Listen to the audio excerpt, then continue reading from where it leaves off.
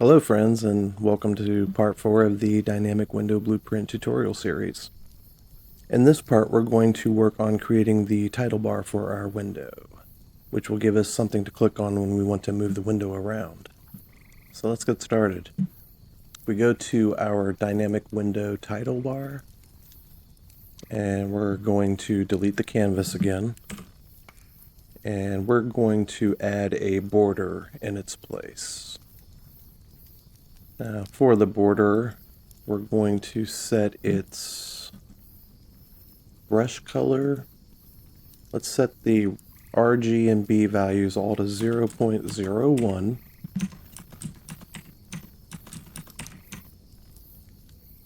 And this is going to be the background that covers the entire title bar. All right, let's scroll down over here to panel. And we're going to grab a horizontal box and drop that onto our border. All right, and actually we want to remove the padding from our border so it takes up all the space. And then to our horizontal box, we're going to add an image, and we'll call it image window icon.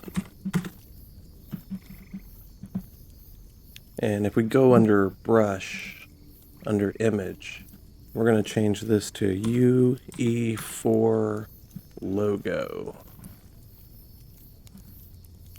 This will just give us something to look at for now.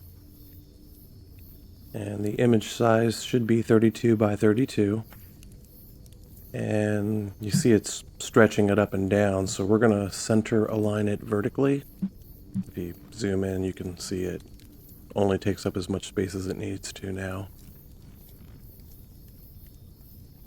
Alright, let's also add a text, a button, and a text inside the button. The first text we're going to call text underscore window title. And we are going to make it a variable so that we can change that value later on. Whenever we create a new window, we'll want a different title for each one.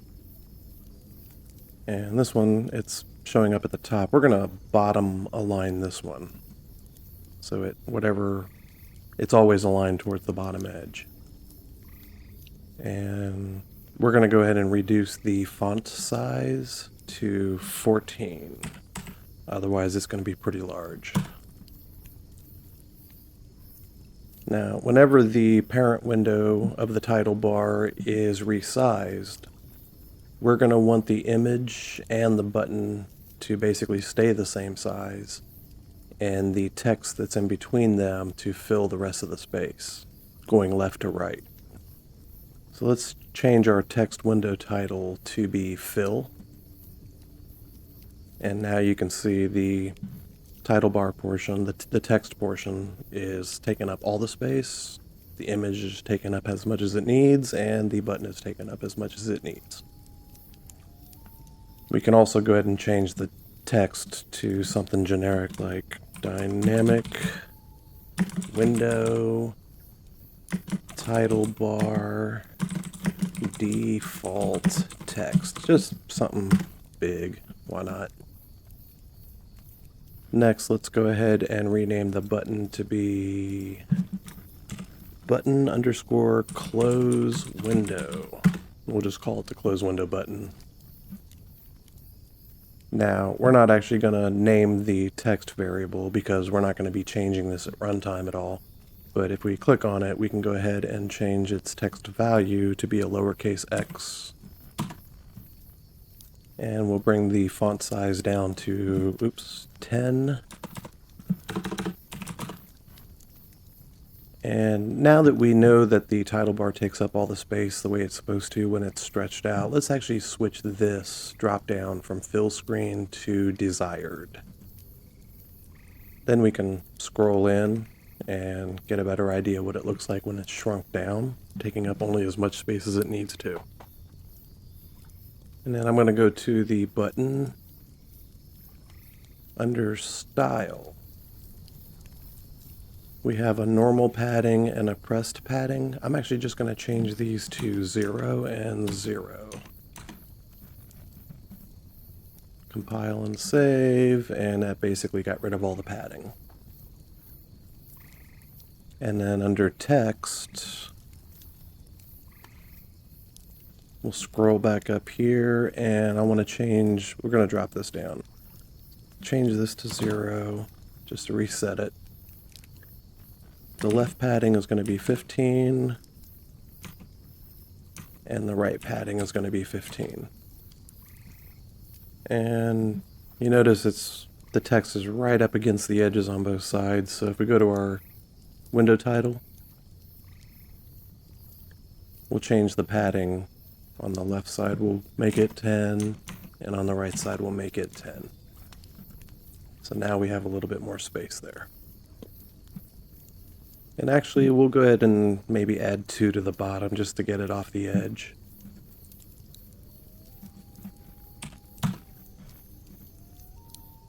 That's better. Alright, before we go any further, let's go ahead and add our title bar to the HUD and just make sure everything looks okay. I'm going to go ahead and compile and save and switch back to the HUD. And we'll go ahead and delete our hover target and scroll down to our title bar and drag that onto the canvas. Now if we zoom in, go ahead and click here to select it, drag this out. So, well, actually we can drag this towards the center of the screen as well. And let's go ahead and compile, save, and test it out. And looks good. We got our button, image, and our text. Now when we hover our mouse over the text portion, the center area, we want to make sure we change our mouse cursor to something else like a hand, but we don't want it to change when we're over the button or the image. So let's go ahead and set that up next. We escape out and switch back to our title bar. Now we want to add our hover target to this central area, but we also want our text to be in this area as well. Now we could have added a text as part of our hover target widget, but the real purpose of the hover target is actually just to handle our mouse events. So we're going to handle this a little differently here. If we scroll down to panel, we can grab an overlay, drag it in above the text title. Now the overlay is pretty straightforward, but basically what it allows you to do is to overlay 2 different widgets into the same space. So what we'll do here is to go down to our user created and grab our hover target and drag that onto the overlay. And you can see the overlay and our text is competing for the same space right now. But if we grab our title bar and drag it onto the overlay as well, now they're overlapping. They both have access to this entire space.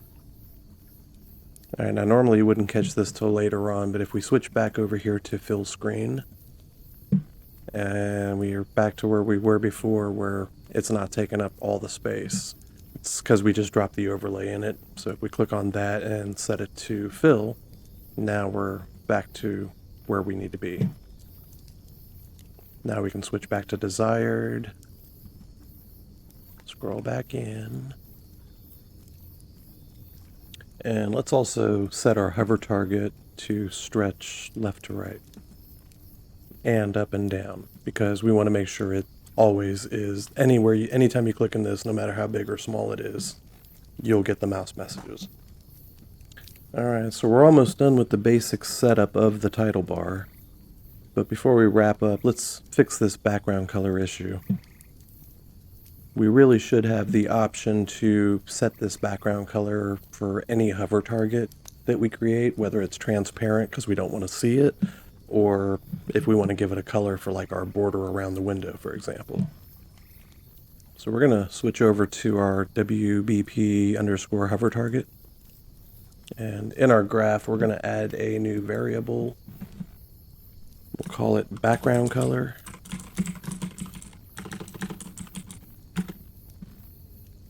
And we're going to make this a linear color. Right there. And like we did before, we're going to set this one to be instance editable and expose on spawn. And if we go up to our pre-constructor, we're going to use this background color variable to set the color when the widget is actually created. So if we grab our background color and our image hover target, from the image hover target we can actually call set color and opacity. And we'll pass our background color into that and hook it up.